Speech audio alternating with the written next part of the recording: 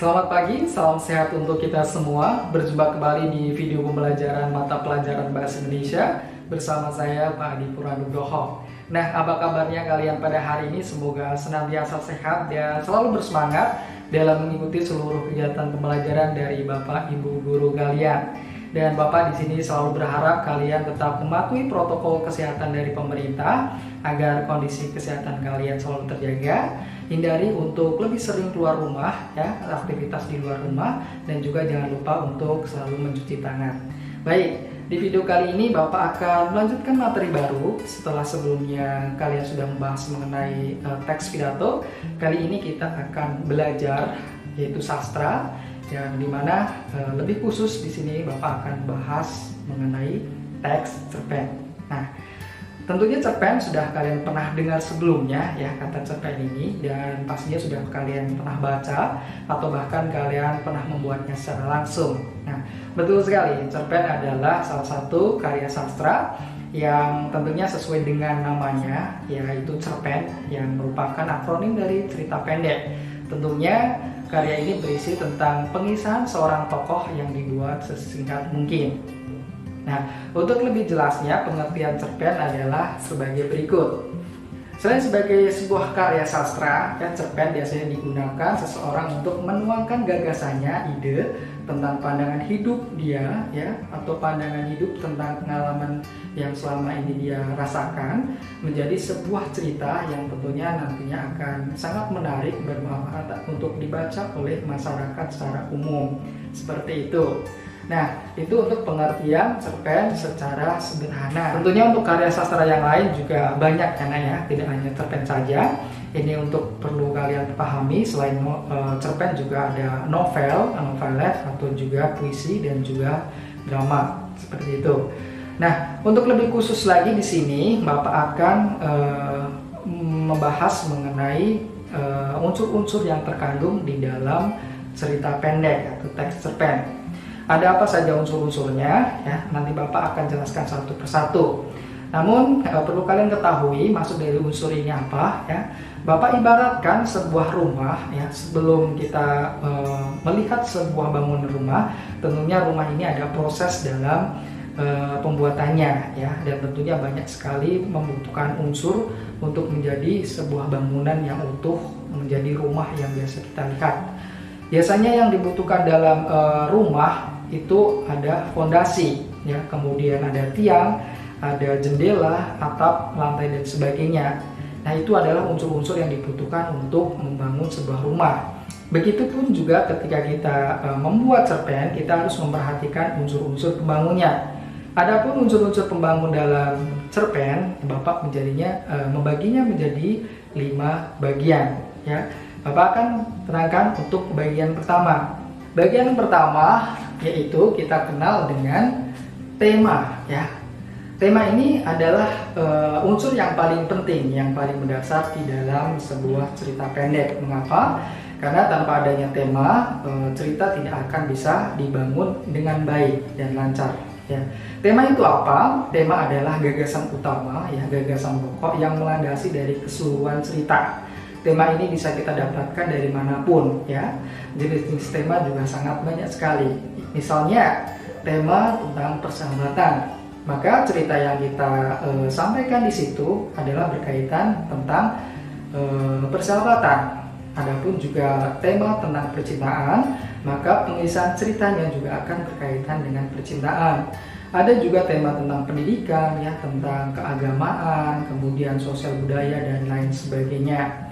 Nah, dalam menentukan tema ini tentunya kita perlu melakukan observasi atau perlu melakukan penelitian, ya. Tentunya penelitian untuk kehidupan di sekitar kita, ya, seperti itu. Nah, selanjutnya yang kedua yaitu unsur tokoh dan penokohan, ya. Tokoh itu apa? Adalah sesuatu yang diceritakan di dalam cerita, ya. Tokoh ini bisa berupa manusia, bisa berupa hewan, bahkan bisa berupa benda, ya. Pada genre atau jenis atau aliran cerpen tertentu, biasanya ada orang yang mengangkat benda itu menjadi sebuah tokoh di situ, ya. Tapi kita lebih fokus di sini, tokoh yang biasa diceritakan dalam cerita pendek adalah berupa manusia, ya. Kemudian untuk penokohan, penokohan adalah karakter atau sifat yang ada di dalam diri tokoh itu sendiri, ya. Dalam penokohan itu dibagi menjadi 3, ya, Nak, ya. Yang pertama kita kenal penokohan itu berupa tokoh protagonis. Protagonis adalah tokoh yang baik, ya, tokoh yang sering diceritakan atau menjadi tokoh sentral di dalamnya. Yang kedua yaitu tokoh antagonis. Antagonis adalah lawan dari protagonis. Biasanya tokoh ini adalah tokoh yang melawan tokoh protagonis tadi. Biasanya dikisahkan atau diceritakan di situ tokohnya jahat, ya. Kemudian yang ketiga yaitu tokoh tritagonis. Ya, tritagonis ini adalah penengah, ya, atau sebagai tokoh pendamping di antara kedua tokoh yang sudah Bapak sebutkan tadi. Seperti itu. Nah, selanjutnya untuk yang ketiga yaitu unsur alur. Nah, alur ini juga tidak kalah penting dengan kedua unsur yang tadi, ya. Alur adalah jalannya cerita atau keterkaitan atau keterjalinan antara peristiwa yang satu dengan peristiwa yang lain. Untuk lebih jelasnya, Bapak ambilkan contoh, ya, misalnya alur ketika kalian berangkat sekolah, ya, dari ketika kalian dari rumah sampai dengan menuju ke sekolah. Itu pasti akan ada alurnya.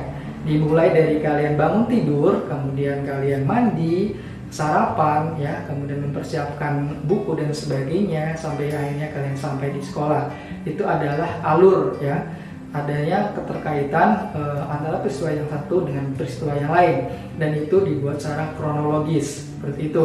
Apalagi di cerpen ini adalah salah satu dari karangan yang bersifat naratif, ya. Naratif artinya berupa penceritaan suatu peristiwa secara kronologi seperti itu.